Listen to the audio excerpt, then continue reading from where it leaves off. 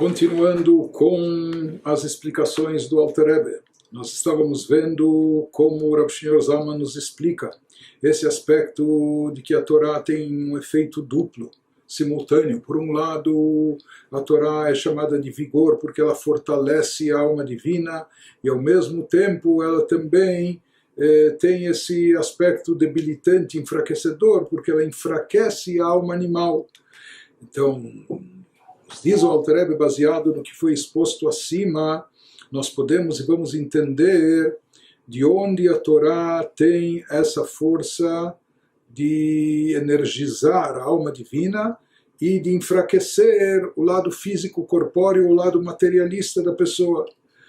Uma vez que ele diz, uma vez que nós entendemos aqui que o efeito especial da Torá, o efeito divino dela é captado quando e somente quando a pessoa se dedica à Torá com essa atitude de autoanulação.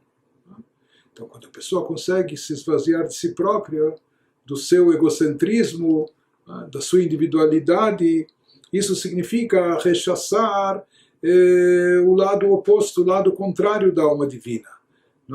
Isso significa submeter, deixar em submissão a alma animal, o corpo físico, o seu lado individualista. Então a pessoa consegue atrair aquela revelação infinita de Deus, a mesma revelação presente nas esferas superiores, que ela possa se manifestar aqui embaixo no plano terrestre mundano e dentro da pessoa, a alma incorporada no corpo físico. Então por isso... Mas aqui então existe algo magnífico, maravilhoso e até paradoxal. A luz infinita, ilimitada de Deus se revela dentro de nós aqui incorporados, seres humanos de carne e osso, mortais, finitos, limitados. Então isso é uma coisa, isso é um efeito extraordinário e até que foge da nossa compreensão, como isso é possível. Mas esse é o fato. Em outras palavras, de forma original, dentro dos padrões convencionais, quem leva vantagem aqui nesse mundo físico e terrestre? A alma animal, o corpo físico. Então todos os apelos desse mundo são apelos físicos, corpóreos, materialistas. Isso combina bem e mais com o corpo e com a alma animal. Aqui nesse mundo a gente não vê espiritualidade, a gente não vivencia a divindade, portanto não existe nenhum magnetismo atraindo as nossas almas divinas para a divindade, muito pelo contrário. Esse campo terrestre é até um campo hostil à espiritualidade. Como se quebra esse círculo vicioso? Então aqui aparentemente as vantagens são muito maiores para a alma animal com o corpo físico predominarem e prevalecerem sobre a alma divina, reprimindo-a, fazendo com que ela fique caladinha lá no seu canto, sem poder se manifestar. Por isso, de fato, se diz que a alma divina aqui ela está como aprisionada no corpo físico e pela alma animal, que não dá vazão a ela não consegue se manifestar, não consegue se expressar. E aparentemente aqui todas as vantagens desse habitat nosso, o mundo terrestre materialista, o campo físico, tudo dá força e vantagem para a alma animal e o corpo.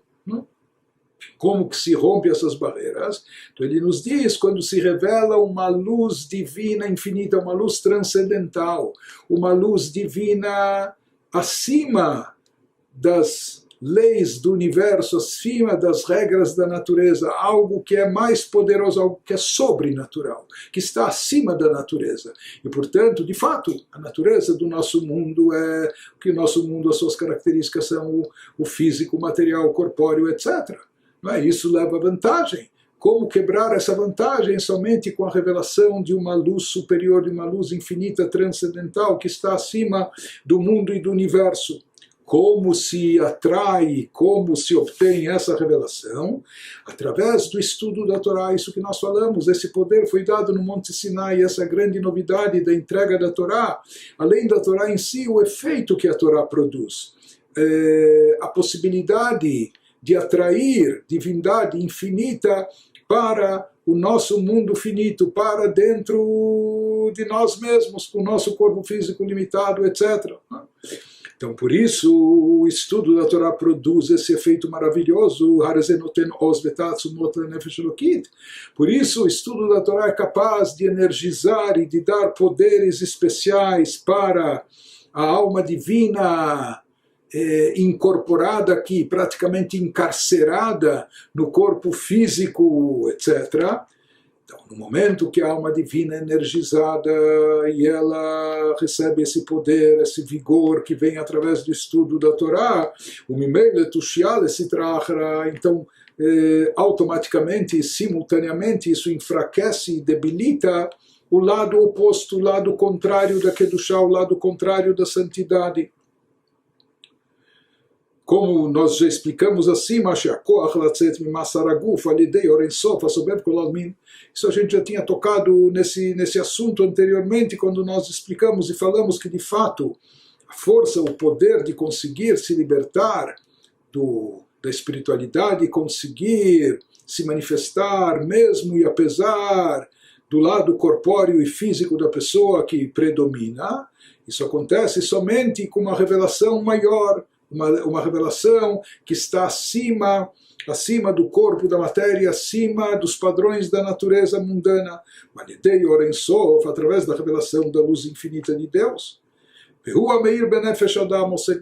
essa luz transcendental divina, essa luz infinita, é a luz que brilha e ilumina dentro da alma da pessoa quando ela se dedica ao estudo da Torá, mas na condição sempre que esse estudo seja como lemor, dizendo para você dizer, quando a pessoa está retransmitindo as palavras da Torá, isso ocorre quando ele se esvazia de si próprio e ele se torna apenas um retransmissor da palavra de Deus.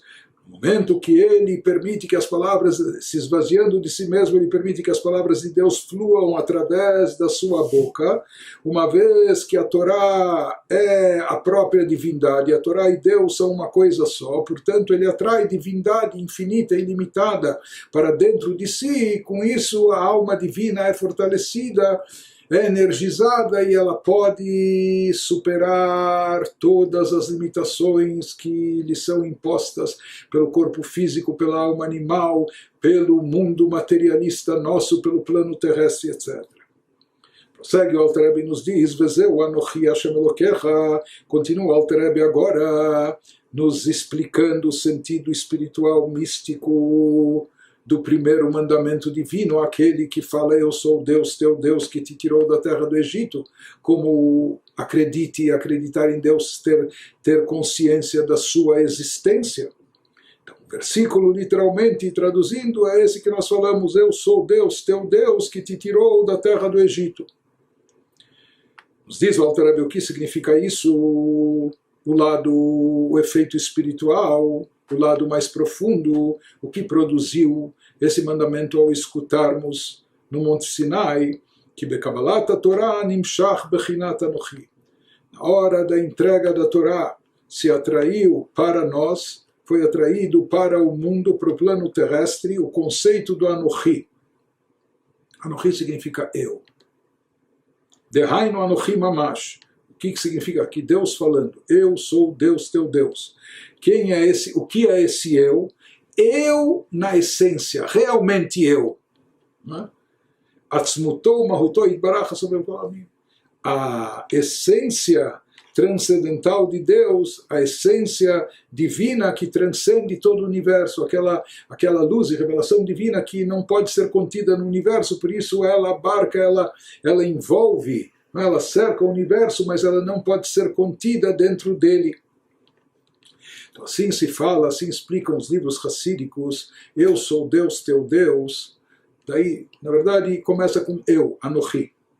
Depois, Hashem Elokecha, Deus, teu Deus, aqui aparece o nome, o tetragrama, Yud-Kei Vav-Kei, do nome Eloquim, teu Deus.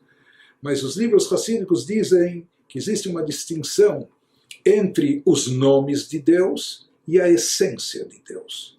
Porque o nome é aquilo que é utilizado para ser chamado, para quem está fora, para quem está além. Não é? Então, Teoricamente, como nós já falamos outras vezes, se uma pessoa está numa ilha deserta, ele nem precisa de nome, porque não tem quem o chame pelo nome.